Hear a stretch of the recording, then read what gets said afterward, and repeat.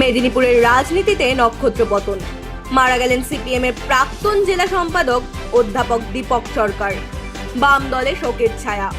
প্রসঙ্গত উল্লেখ্য, বিতর্ক কখনো দীপক বাবুর পিছু ছাড়েনি। তার আমলে চমকাইতলা, কেশপুর, গড়বেতায় রাজনৈতিক বিরোধীদের উপরে অত্যাচার চালানোর অভিযোগ উঠেছে সিপিএম এর বিরুদ্ধে। আবার নেতাই লালগড়ে মাওবাদী মোকাবিলায় দলের কৌশল নিয়ে বারবার প্রশ্ন উঠেছে। জঙ্গলমহলের পরিস্থিতি মোকাবেলায় দীপক বাবুর সশস্ত্র প্রতিরোধের সিদ্ধান্ত দলের অন্দরেই প্রশ্নের মুখে ফেলে দিয়েছিল বারবার।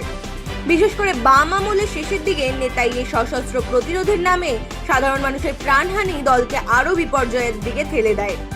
প্রাক্তন মুখ্যমন্ত্রী বুদ্ধদেব ভট্টাচার্য দীপক বাবুদের সশস্ত্র প্রতিরোধের কৌশল সমর্থন করেননি। পক্ষান্তরে তপন ঘোষ, শকুর আলী, অনুজ পাণ্ডে, ডালিম পাণ্ডের মতো বিতর্কিত সিপিএম নেতারা দীপক বাবুর মদতেই বেড়ে উঠেছেন বলে লাগাতার প্রচার শুরু করেছিলেন বিরোধীরা।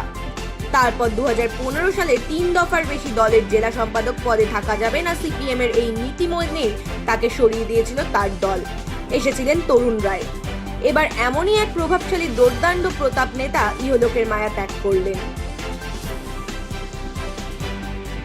দীর্ঘ 22